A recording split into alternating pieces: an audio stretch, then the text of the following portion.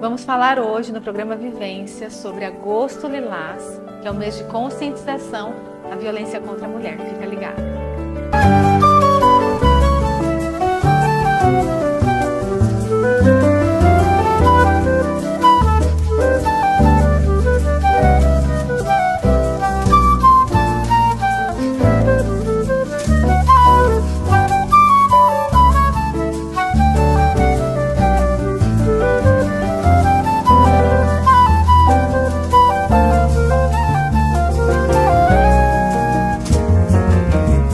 Oi pessoal, como que vocês estão? Tudo bem com vocês? Eu espero que vocês estejam tendo uma semana muito produtiva, abençoada, tá tudo certo.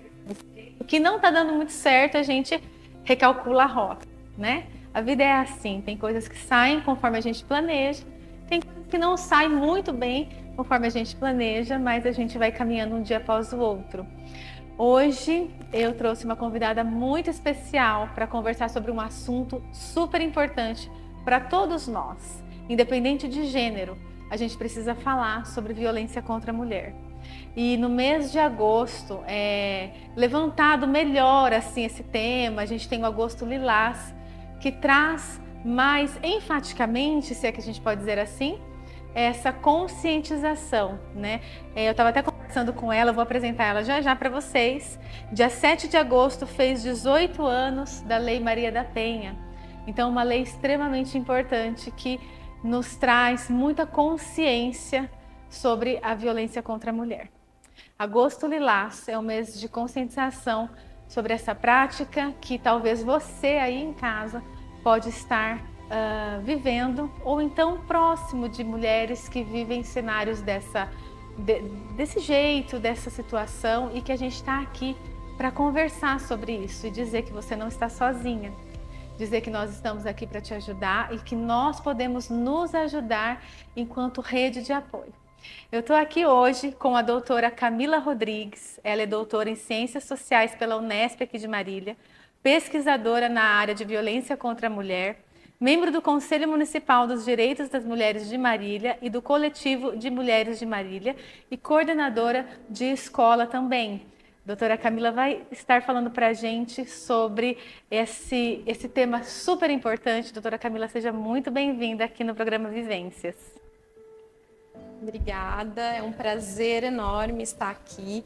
Agradeço o espaço e a oportunidade para a gente falar um pouquinho, desmistificar um pouquinho do conceito da violência doméstica e trazer a sociedade mesmo para debater o tema e entender que a violência não é só o problema da mulher, que é um problema de todos, né? Faz parte, está no nosso contexto social, então cada um é responsável também um pouquinho por essa situação. É isso mesmo, quando a doutora diz que não é uma questão que só mulheres vão falar sobre isso, ou só nós que vamos combater de alguma forma, é super importante porque todos nós somos responsáveis ou corresponsáveis pela saúde do outro também, no sentido de, se a gente percebe algo acontecendo, se a gente tem conhecimento de alguma coisa que a gente pode mudar, de alguma coisa que a gente pode ajudar, mesmo quando Ana, mas a pessoa não pediu ajuda. Mas às vezes o pedido de ajuda, gente, não vem verbalizado, ele vem situacional.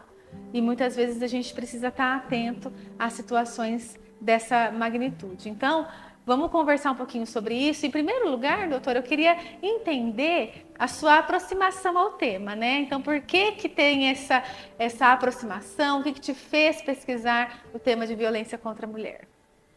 Desde assim, da adolescência, eu já observava tratamentos diferentes, homens e mulheres, aquilo já me incomodava.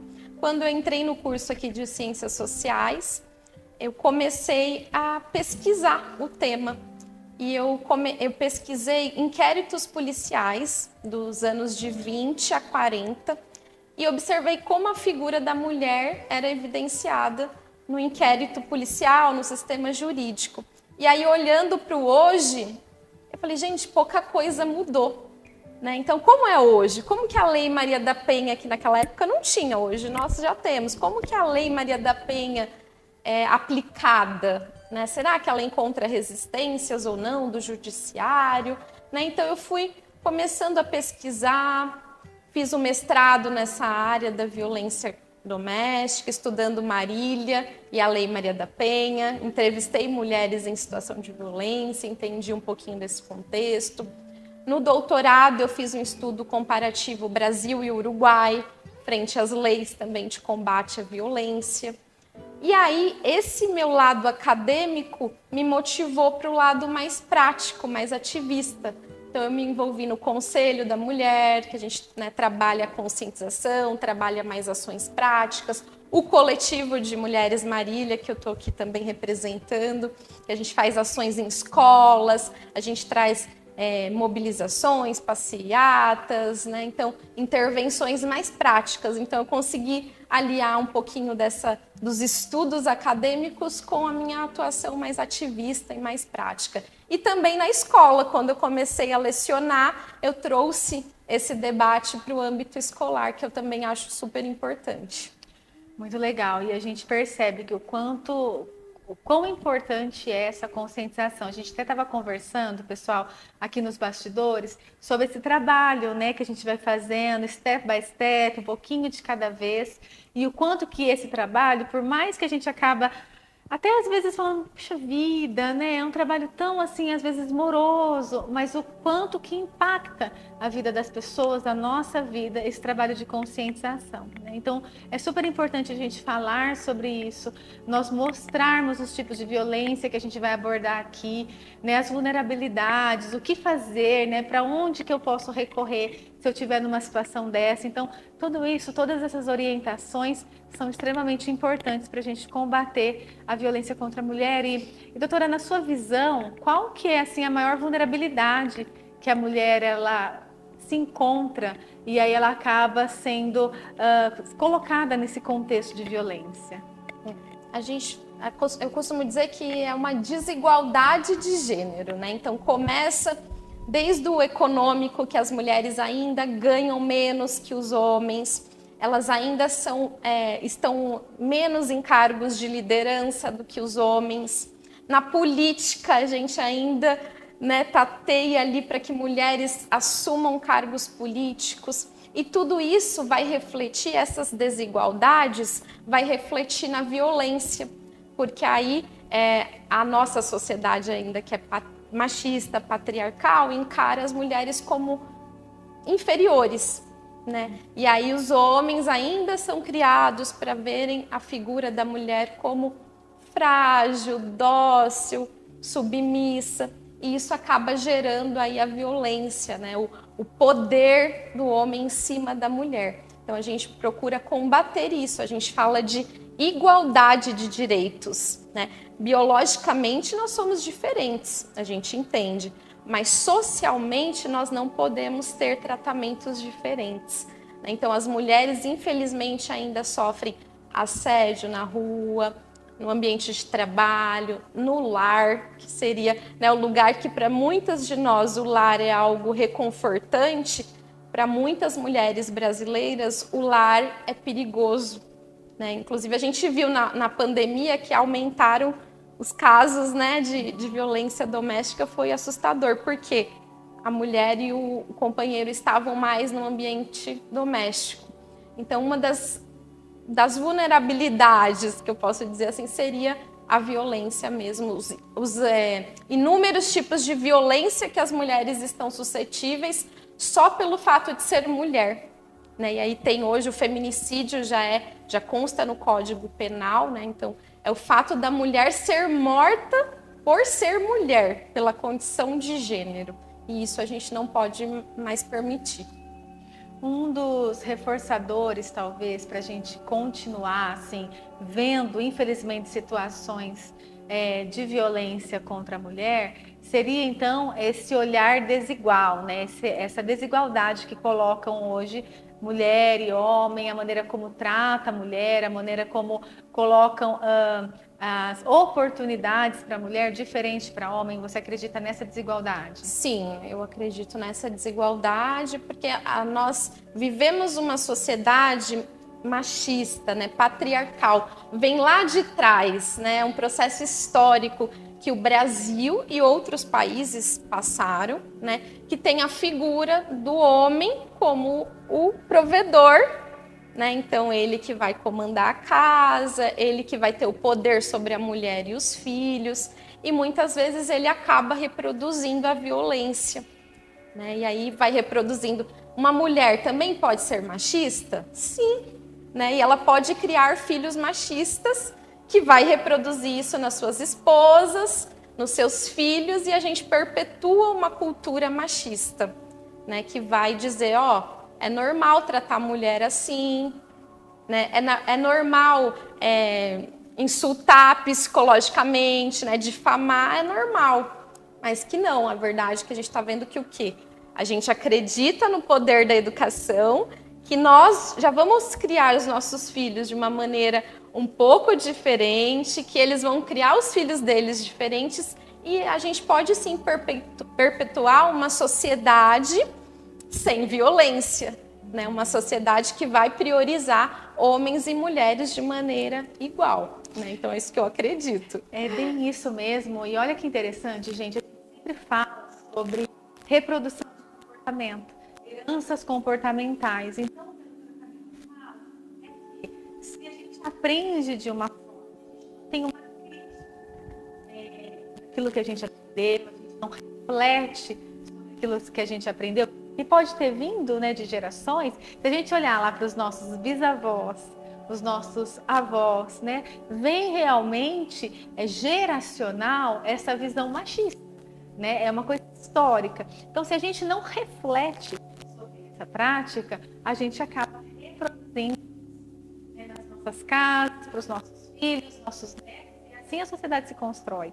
Qual que é a ideia da gente trabalhar psicologicamente? É sempre refletir a nossa prática. Não só a nossa prática profissional, mas os nossos comportamentos, né? Se a gente mostra dentro de casa, isso é muito importante para você que está em casa, se você mostra para os seus filhos que é normal tratar uma pessoa assim, é normal tratar uma mulher assim, ou então se a violência, gente, está dentro da sua casa, as crianças elas vão entender que cabe violência dentro de casa. E a gente vai falar de tipos de violência. Porque você pode estar se perguntando, imagina, gente, aqui ninguém bate em ninguém, aqui não existe agressão física, imagina, não existe agressão verbal, mas tem outros tipos de violência que acabam sendo mais assim, sublimadas, acabam sendo mais escondidinhas para você entender e acabam ferindo tanto quanto. E até desenvolvendo uma crença, desenvolvendo uma maneira de pensar, um padrão de comportamento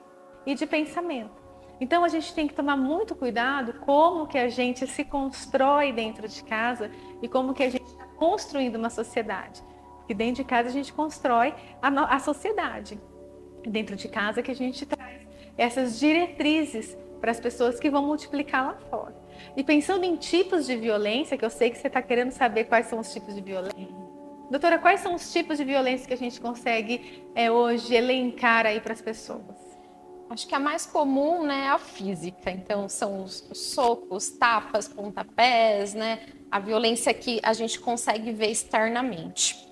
Mas uma das grandes contribuições da Lei Maria da Penha foi tipificar a violência e entender que a violência psicológica também pode ser uma violência, né? Então, até a forma que ele vai te tratar, a forma que ele vai te subjugar. Então, você não é mãe suficiente, você não é boa mãe, você não é boa esposa, você tá gorda, você não faz nada que presta.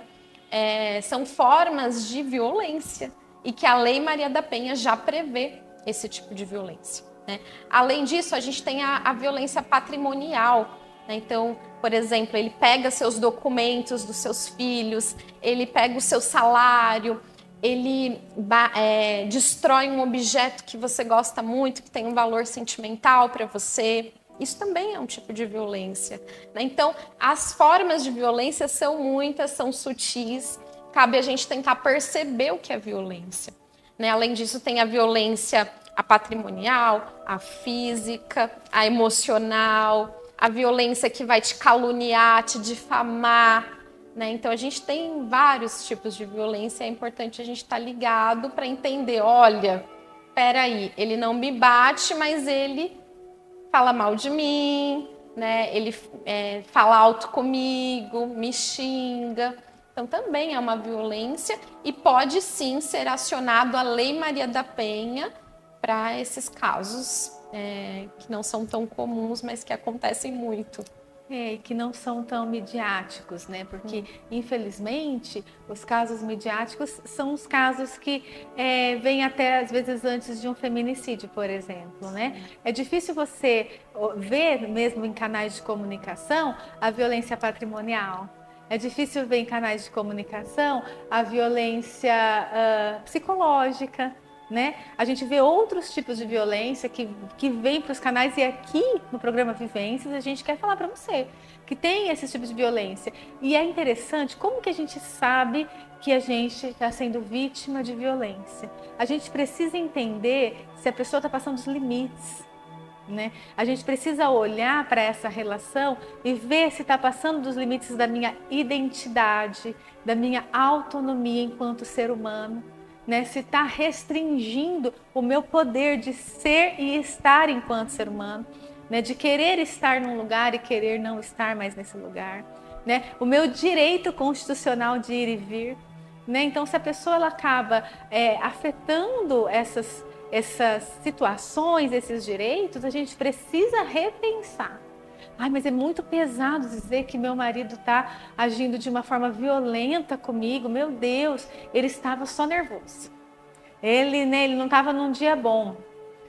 A gente precisa olhar se ele de fato não estava num dia bom. E mesmo porque, mesmo a gente não estando num dia bom, o dia que não está sendo bom é nosso, não é do outro. E a gente precisa lidar com isso, a gente precisa trabalhar a regulação emocional, que é o que a gente fala bastante aqui no programa.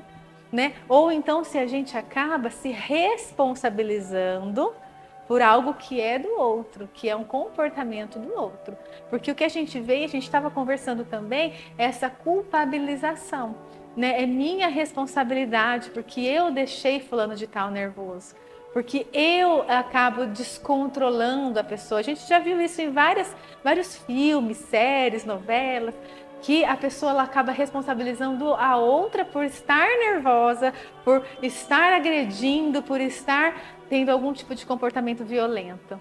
E não é nossa responsabilidade, né? A gente não pode personalizar, a gente não pode pegar pra gente que não é nosso. Então é importante você conversar, você trocar uma ideia. A gente tem aqui em Marília alguns canais que podem te atender também, que com certeza pode tirar dúvida. Olha só, eu estou vivendo isso na minha casa. Eu estou sendo vítima de violência? Porque a gente não precisa saber tudo, gente. Nem eu sei tudo, nem a doutora sabe tudo. Nós não sabemos, a gente pode trocar as informações com pessoas próximas, com pessoas de rede de apoio, com pessoas que estudam esse tipo de situação. Para que lá na frente a gente não esteja numa situação que muitas vezes é super difícil de sair. Então, esteja muito atento aos tipos de violência e ao ciclo de violência, né? Porque existe um ciclo, né, doutora, de violência que começa mesmo na violência, por exemplo, verbal, numa violência mais...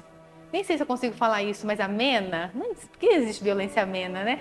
Mas começa mais, sabe, sutil, como a doutora falou. Aí depois explode para uma situação, depois vem todo um arrependimento, vem um reforçador, várias promessas e começa um ciclo de reforçamento, né? A senhora pode falar um pouquinho para a gente, doutora, essa questão do ciclo da violência? Você falou muito bem, é exatamente isso, né? Começa às vezes com uma questão verbal, baixa autoestima, né? As mulheres que eu entrevistei em situação de violência, elas falaram assim, olha, eu cheguei no fundo do poço, porque eles baixavam a autoestima dela de um nível, e aí você perde a identidade que você comentou, né? Então você se sente incapaz, você sente que se você terminar aquele relacionamento, você não vai encontrar nenhum outro amor, que ninguém vai mais te querer, né? Então ele vai fazendo ali, as palavras vão fazendo com que você se diminua um ponto que você perde essas forças, né? Então começa assim, vem o ápice da violência física e depois ele se arrepende, que é a fase lua de mel que a gente fala. Então, ai meu amor, desculpa, eu estava nervoso, né? Muitos casos a gente vê com uso de drogas, de álcool, e a gente acaba associando, mas isso não tem nada a ver, né? A gente patologiza. Não, ele estava doente, ele é louco, mas isso, né, não tem nada a ver. A gente sabe que, mas a gente procura uma justificativa. Então, como todo ciclo, olha como é difícil você sair, né? Você está ali, você está naquele movimento. Então, por isso a importância da psicologia.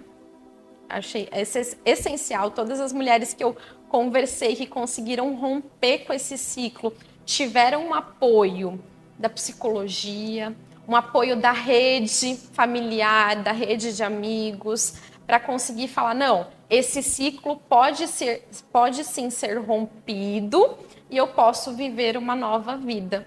E é possível. Então, as mulheres têm o costume de serem...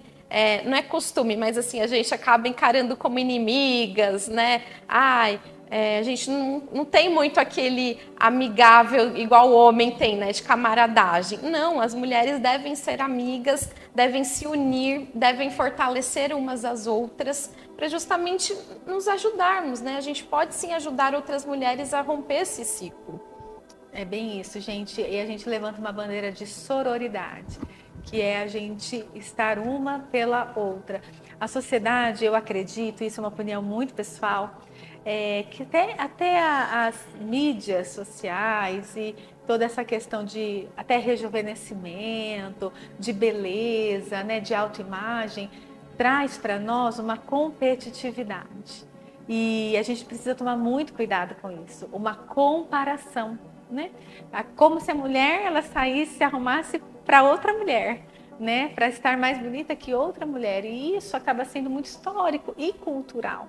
A gente tem que tomar muito cuidado com isso e a gente precisa se unir, né? No sentido da gente se cuidar, no sentido da gente se apoiar, né? E conseguir dar voz umas às outras. Porque é como quando se uma não tem condições ou está mais frágil, né? Para falar, para verbalizar, uma outra consegue fazer isso.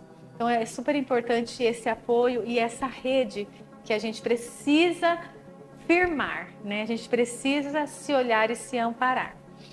Doutora, aqui em Marília, né, que você faz parte do conselho e tudo mais, né, pensando aqui, nosso programa passa na região toda, mas enfatizando a nossa cidade, onde que a mulher em situação de violência pode procurar ajuda? Assim, o que ela pode fazer? Ela se percebeu nessa situação, a quem ela recorre? Nós temos a DDM, que é a Delegacia de Defesa da Mulher, né? Ela é pioneira. A primeira DDM do estado de São Paulo foi em 1985, a nossa foi em 87. Então, né, a cidade de Marília é pioneira.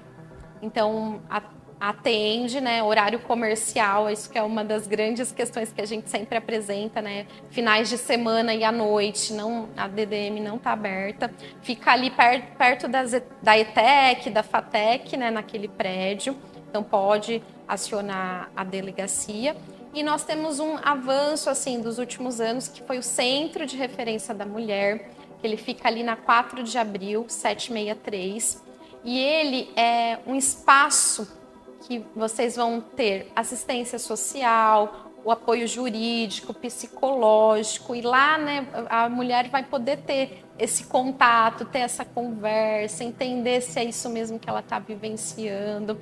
Então, é uma conquista super recente dos grupos de mulheres para ter esse espaço, né? Então, é aberto também horário comercial, as mulheres podem chegar lá a qualquer momento que elas vão ser bem atendidas nesse espaço. E aí, claro, né, a gente tem depois todo críticas, digamos assim, ao sistema judiciário, que também ele é formado por pessoas que também reproduzem um machismo, né, reproduzem às vezes um julgamento com a mulher, mas ela estando fortalecida, né, ela estando empoderada, né, que é um termo que a gente usa muito, mas que é verdade, então a mulher se empoderar, ter para si o poder, ela pode sim buscar esses órgãos, né, essas instituições, no sentido de fortalecer essa decisão.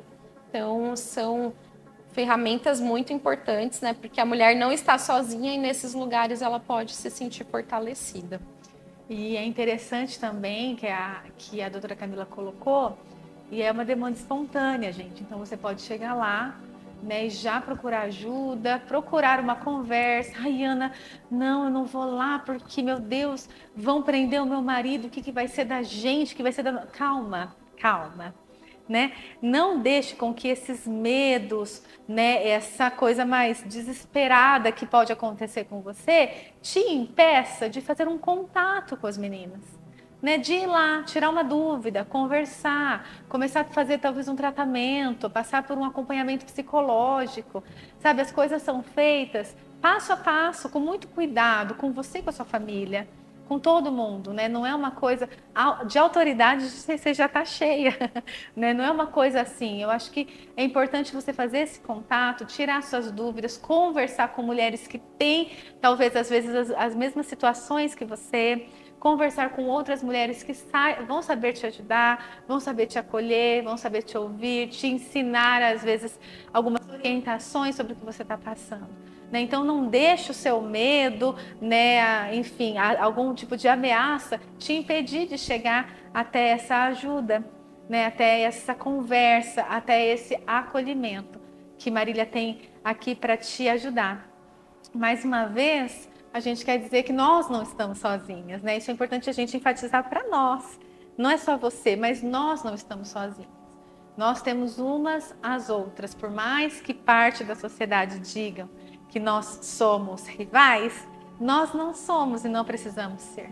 Nós temos umas às outras e assim a gente vai combatendo essa violência que é, como a gente estava conversando, geracional. É algo muito estruturado e que vem assim de muitas gerações, só que tem que parar. Em algum momento isso tem que parar. Para nós, para as nossas filhas, para as nossas netas, para as nossas vizinhas, para a sociedade, isso tem que parar, né?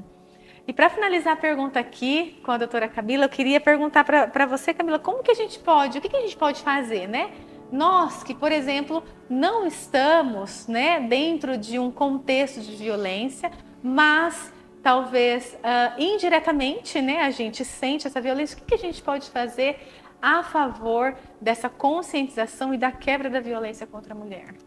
A primeira coisa, assim, é levar para os espaços que a gente estiver presente, né? Então, por exemplo, eu sou professora, agora eu estou como coordenadora, e é super importante, desde a educação infantil, a gente levar esse debate de que homens e mulheres podem desempenhar profissões que eles quiserem, que a gente precisa tratar todos sem violência, né? Que as mulheres podem ser o que elas quiserem, né? A gente viu agora nas Olimpíadas, né, o destaque das mulheres nas Olimpíadas, né? Olha que bacana. Então, levar isso na escola é importante, levar isso para nossa família, né? Então, não reproduzir, você já comentou um pouco sobre isso, não reproduzir práticas de violência. Então, se eu tenho um filho e uma filha, a menina vai lavar a louça, vai varrer a casa e o menino vai jogar videogame. O que será que eu estou reproduzindo com isso? Ah, Camila, não tem nada a ver. Mas que humanos, que adultos eles serão? Né? Então, o menino vai ser aquele adulto que vai depender da esposa para fazer aquilo que a mãe faz? Né? Ou não, vamos dividir as tarefas, vamos pensar em igualdade. Então, as pequenas práticas podem começar dentro das nossas casas, né? E aí, o terceiro ponto seria a gente pensar em acolher essas mulheres. Pode ser uma familiar nossa, uma amiga, porque o que costuma? A gente costuma julgar muito as mulheres que estão em um relacionamento violento. Né? E aí aqueles ditados populares, né? Então, mulher de bandido, gosta de apanhar, ou se não, briga de marido e mulher, a gente não se mete a colher. Não, gente, né? Toda a sociedade, ela tem que se meter a colher, porque é um problema de todos. Né? Então, hoje, os síndicos, por exemplo, está na legislação, os síndicos que souberem de casos de violência no prédio, eles são obrigados a denunciar.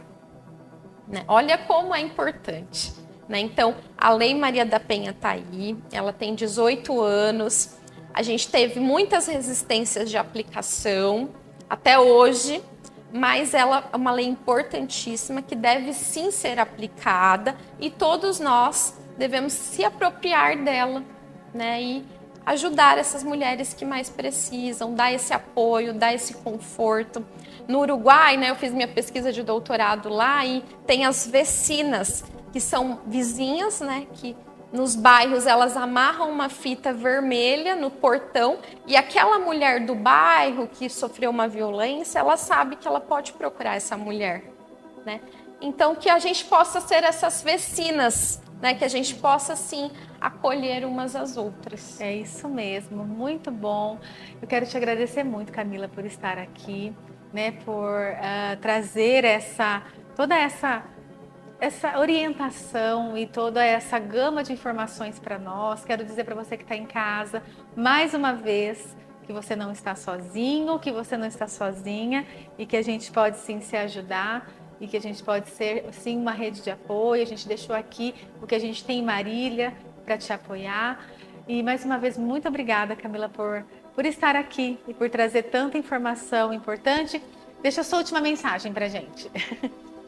Eu que agradeço o convite e seremos resistência, né? Uma apoiando umas às outras, ninguém solta a mão de ninguém, né? A gente costuma falar, e isso que é importante, né? Então, continuamos aí com passinho, a gente fala, é um trabalhinho de formiguinha, né? Um passinho de cada vez, mas que eu acredito que sim, que um dia teremos uma sociedade sem violência.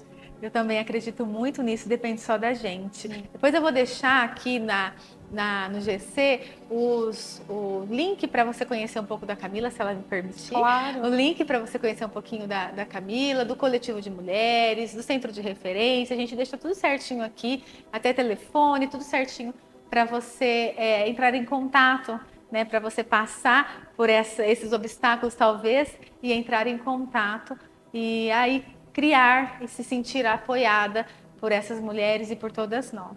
Quero agradecer muito a sua presença aqui no programa Vivências e quero agradecer também nossa apoiadora, a empresa Via d'Água. Se você precisa de água na sua casa, você liga no 998906724. O pessoal está super disposto em te atender e eu fiquei sabendo que o pessoal está atendendo mais pelo WhatsApp agora, hein? Então você manda o seu WhatsApp, já manda o horário que você lembrar da sua água, você lá manda o WhatsApp para o pessoal que eles já colocam sua água na rota de entrega, tá?